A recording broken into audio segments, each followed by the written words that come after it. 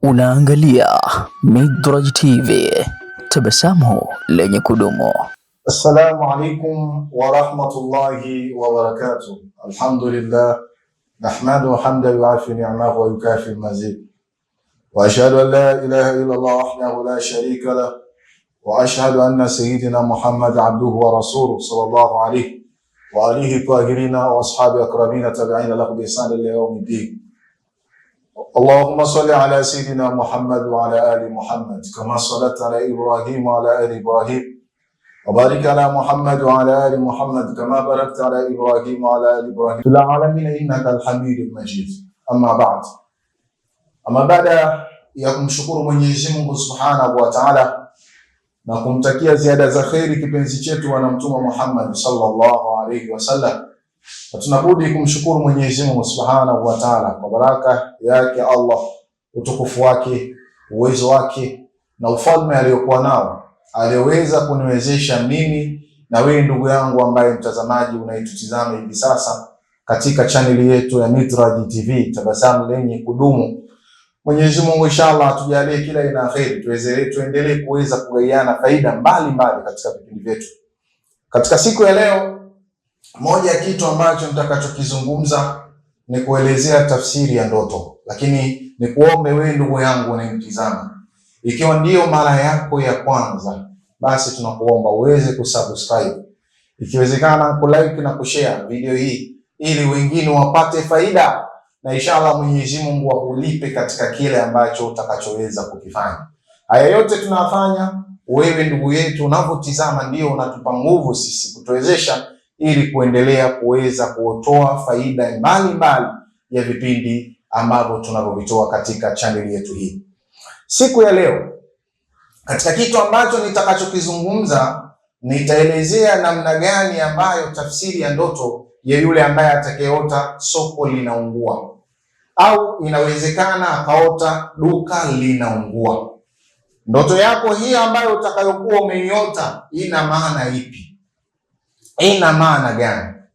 Kuna watu ambao inawezekana wakawa hawajui tafsiri ya ndoto hii, ameshaota sana na ameweza kuiona mara nyingi, mara kwa mara, lakini faida ya kujua kwamba hii ndoto ina maana gani hajajua. Sasa leo tunakuelimisha ili ukitoka hapa ujue kwamba nikiota soko linaungua au nikaota ndoto duka linaungua, maana yake ni kitu gani?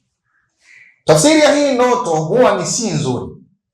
Ikitokea umeiota ndoto hii, kanuni ile ile nimeelekeza dua ya mtu ambaye aliyekuwa ameota ndoto mbaya.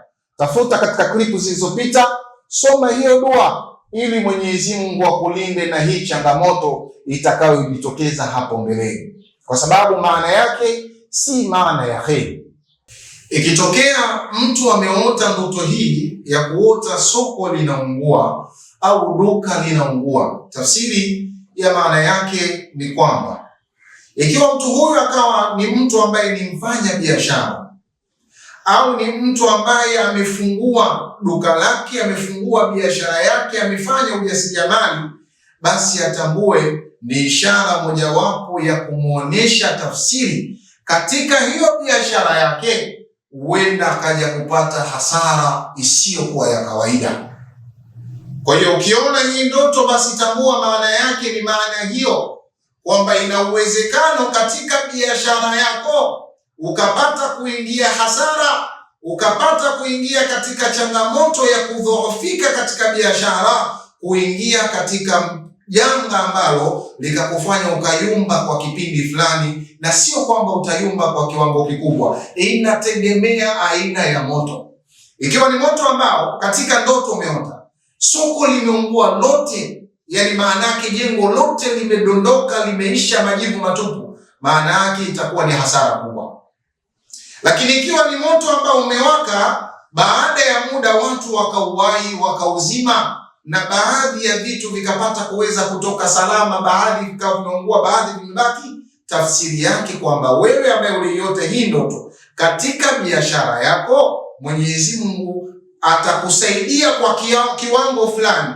Hasara utaingia kwenye hasara, lakini kiwango fulani kitaweza kupungua, utakuwa umeingia hasara ndogo, na itakuwa ni sababu ya wewe hautakuwa ni mtu mwenye kuyumba kama itakavyokuwa mtu mwingine atakayeota duka lake au soko limeungua, kuteketea na kuisha kabisa. Kwa hiyo inategemea ukubwa wa hasara, ni kutokana na ukubwa wa ule moto na uteketeaji wa ile sehemu ambayo uliokuwa umeiota. Mmoja wapo ikiwa ni soko, basi soko likiwa limeteketea lote, hakuja kuoleka kitu, tambua kwamba hii ni hasara ambayo ni kubwa, itakayokufanya urudi nyuma kwa kiwango kikubwa sana katika biashara yako. Ikiwa ni soko au duka limeungua, lakini kuna baadhi ya vitu vimesalimika kutoka salama, ni ishara ya kuonesha hasara utakayoingia ni ndogo, ambayo itakayokufanya hautaweza kuyumba kwa kiwango kikubwa. Kwa hiyo hii ndiyo maana ya ndoto ya mtu ambaye atakayekuwa ameota soko au ameota duka limepata kuungua. Sasa hapa inawezekana ukitoa soko, ukitoa na duka, kitu chochote ambacho ni cha kuweza kukuingizia riski. Mfano, kuna mtu mwingine anatumia pikipiki. Ikiwa pikipiki itaungua, ni moja ya hasara. Tambua kwamba kuna hasara itajitokeza. Ikiwa itatokea mali yako yoyote au kitu chochote kitega uchumi kinachokuingizia riski kikaungua na moto, tambua ni tafsiri ya kuwa ni hasara. Kwa hiyo wewe ichukue hii kwa maana ya soko na duka, lakini na vinginevyo. Tunazungumza hapa kama wengine wanamiliki mabasi, mwingine anamiliki bajaji, mwingine anamiliki vitu chungu mzima, vyombo vya moto, basi tambua kwamba hii ni hasara, ambayo hasara hiyo itaweza kukuyumbisha kwa namna fulani. Kanuni, unaposhtuka baada ya kuota ndoto hii, mtangulize Mwenyezi Mungu. Uwezo wa kuzuia hii janga linawezekana. Mwenyezi Mungu akakuzuilia hili janga na ukapata kusalimika na hii ajali ambayo iliyokuwa imejitokeza. Si kwa maana itakuwa ndio itaungua moto biashara yako, hapana.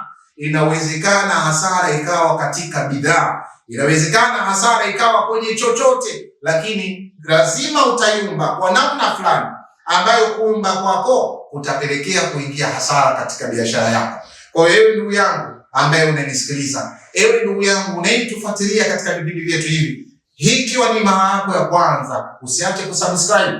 Tunasisitiza ili upate kuendelea kunufaika na kufaidika vipindi mbalimbali vinavyokuja. Tafsiri ya ndoto ya kuungua kwa soko au kuungua kwa duka, nimeeleza hiyo, na inshallah ungana na sisi katika vipindi vijavyo, na Mwenyezi Mungu akujalie kila aina ya heri.